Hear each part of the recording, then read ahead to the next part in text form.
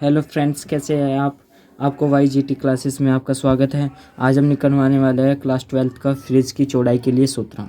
यह इसकी उत्पत्ति भी कह सकते हैं। W is equal B is equal D lambda बटे डी की स्थापना किस तरह करें ईजी तरीके से। अब मैंने ये चित्र पहले के बना रखा है, मैं आपको समझा देता हूँ ये किस तरह का चित्र है। ये बहुत ही ईजी है, मैं आपको सरल भाषा में बहुत ही ईजी तरीके से समझाऊँगा। ठीक है फ्रेंड्स, चलो। माना कोई एक एस का एक रेखा चित्र है। जो प्रकाश S1 वह है S2, ये S1 ये और ये S2 में है S2 समान कला में पहुँचता है। इसमें जो S1 है फ्रेंड्स, S1 है, यहाँ से कोई हमें एक बिंदु खींचनी है। S1 वह S2 जिसके बीच की दूरी D माननी है। कोई हमने एक रेखा छिद्र खींचा जिसे हमने O माना और इसके बीचों बीच एक कोण का निर्माण किया। एक लंब डाला P पर, बिंदु P पर, जिसकी से P से O तक की दूरी x है। x मानी हमने, जहाँ x1 पर एक इसे मिलाया और यहाँ से फिर S2 पर मिलाया तो हमें एक त्रिभुज मिला। इसके बीच हमने एक कोण की रचना की, एक लंब डाला A पर जिसे हमने A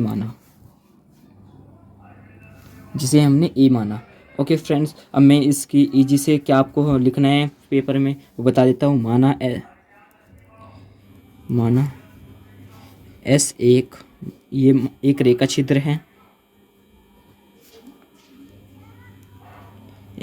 छिद्र है, जो प्रकाश, अब मानते हैं जो प्रकाश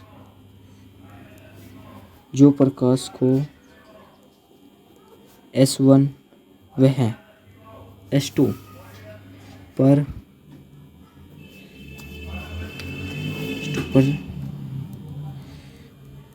समान कला में पहुंचाता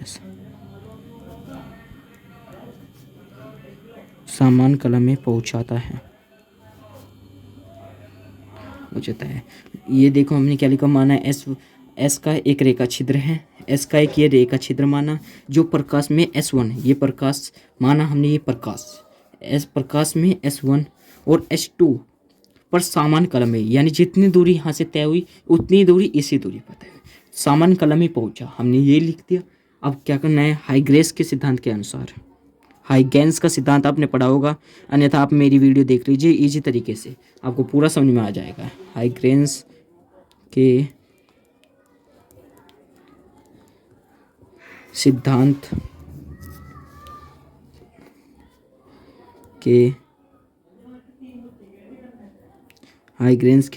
के अनुसार S1 व है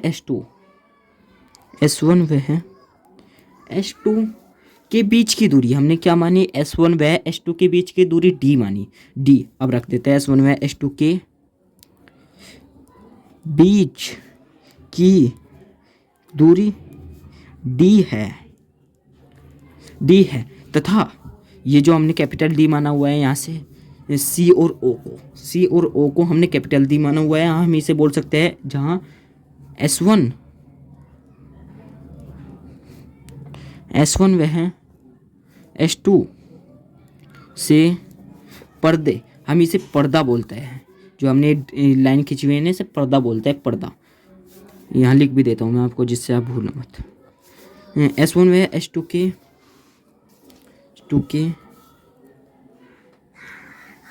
S2 से पर्दे तक की दूरी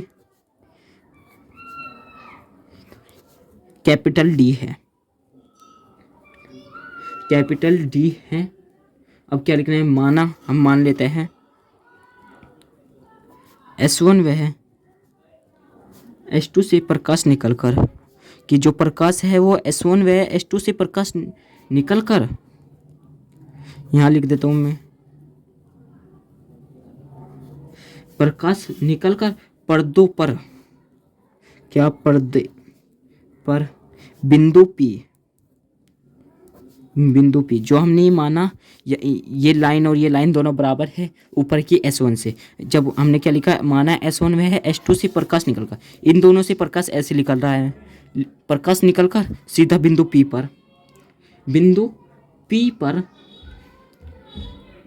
P पर अध्यारोपित होता है। क्या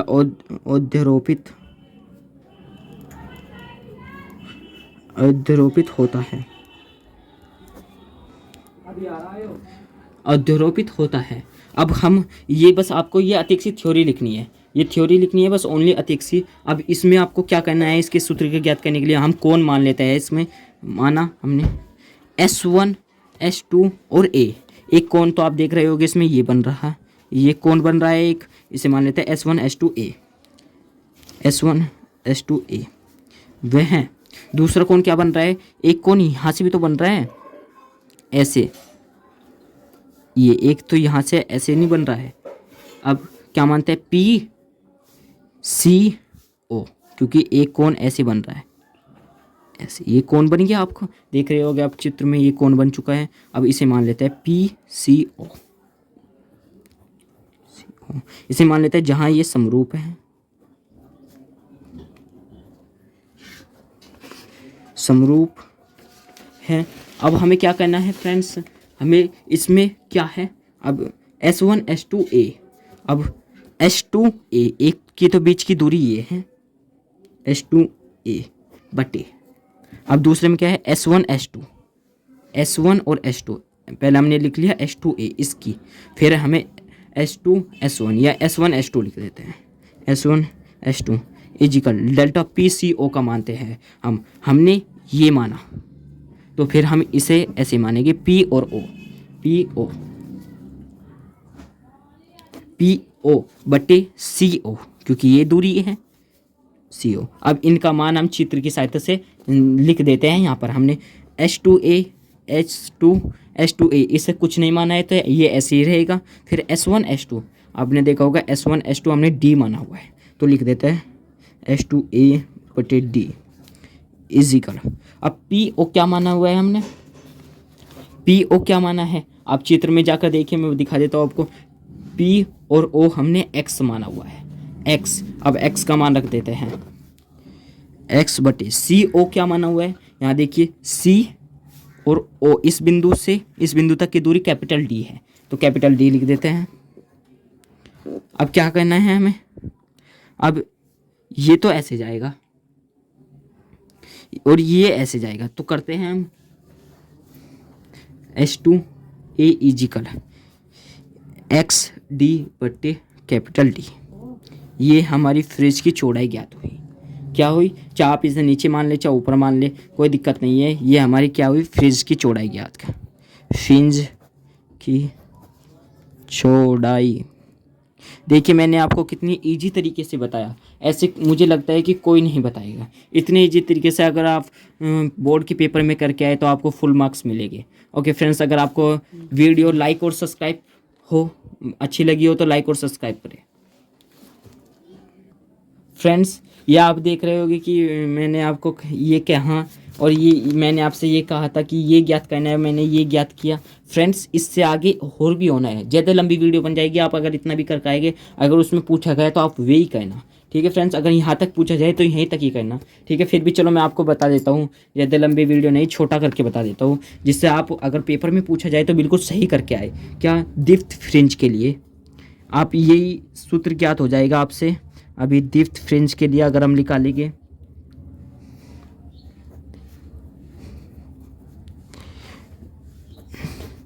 दीप्त फ्रिंज के लिए हम यही सूत्र ज्ञात करके दिखाएंगे। अब हमने क्या माना, इसे मान लेते हैं समीकरण 1, x और स्मॉल d भी तो है यहाँ पे, स्मॉल d ये रहा समीकरण 1, मान लिया समीकरण 1। अब S2A माना हमने कि जो दीप्त फ्रिंज की वो होती है ना लंबाई, वो होती है m और लैम्डा। अब हमने माना कि S2A m लैम्डा है। अब कर लेते हैं m लैम्डा, हमने S2 का मान समीकरण 1 से लेने पर, चाहे आप लिख भी सकते हैं चाहे नहीं भी, मैं डायरेक्ट कर रहा हूँ, ज़्यादा लंबी वीडियो हो जाएगी। XD बटे D, हमने ये समीकरण 1 रख दिया S2 का मान। अब इसके नीचे, जब किसी के नीचे नहीं होता तो इसके नीचे हम 1 मान लेते हैं, ठीक है फ्रेंड्स। हमारा पेज भर चुका है, मैं यहीं पर ही कर देता हूँ, ज़्यादा बड़ा नहीं है फ्रेंड्स। अब हमें ये ऐसे आप पे ये तो मल्टीप्लाई करनी आती होगी। XD is equal MT lambda. अब ये यहाँ कर दो, क्योंकि D इसके नीचे चले जाएगा, X का मान आ जाएगा हमारे पे, MD लैम्डा बटे डी। अब हमें क्या करना है, फ्रेंड्स, आप लोग देख लेते हो। हमने ये ज्ञात कर लिया, अब इसके आगे भी होगा। क्या होगा, इजी तरीके से जल्दी दिखाते हैं। हम पेज पलट लेते हैं फ्रेंड्स। हम क्या होगा, इससे आगे लिखते हैं हम एम वी फ्रिंज के लिए हमें 2 वे ज्ञात करनी होगी। एम वी फ्रिंज के लिए, एम वी फ्रिंज के लिए उसका सूत्र क्या होता है, एक्स एम ज्ञात करते हैं हम। एक्स एम ज्ञात करते हैं तो एम डी लेमडा बटे स्मॉल डी। ठीक है फ्रेंड्स। अब m+1 वी फ्रिंज के लिए,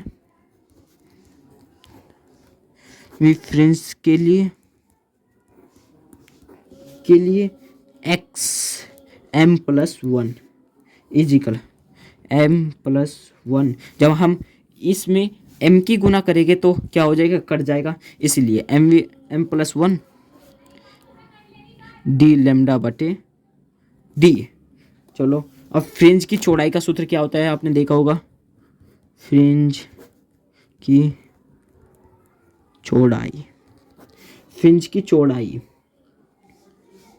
W is equal XM+1 minus XM। तो W is equal M+1 D lambda बटे, हमने इसका मान रख दिया यहाँ से और इसका मान रख देंगे यहाँ से, एम डी लेमडा है, सॉरी लेमडा बटे स्मॉल डी। ठीक है फ्रेंड्स। W इजिकल, अब इसकी गुना आप इसमें करेंगे और इसकी भी इसमें, फिर इसमें करेंगे, तो हम कैसे करें, अब देखते हैं क्या आएगा। बटे small D plus D lambda बटे D minus M D lambda बटे डी। अब ये और ये कट जाएगा। आप सोचोगे ये कहाँ से आ गया, एम डी, जब एम डी लेमडा बटे डी की गुना इसमें करेंगे फिर प्लस इसमें करेंगे तो डी लेमडा बटे डी माइनस ये है तो बराबर हो गया। तो डब्ल्यू इजिकल डी लेमडा बटे स्मॉल डी।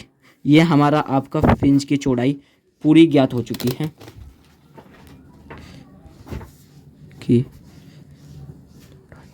ये लीजिए। अगर आपसे बिल्कुल इसे ही सिद्ध करने के लिए पूछे तो इसे सिद्ध करना, अगर अन्यथा उसमें दे कि आप फ्रिंज की चौड़ाई ज्ञात कीजिए तो आपको जहाँ तक मैंने पहले आपको दिखाया है वहाँ तक आप छोड़ सकते हैं, तो आपको फुल नंबर मिलेगी। अगर वीडियो अच्छी लगी हो तो लाइक एंड शेयर कीजिए। Okay friends, bye.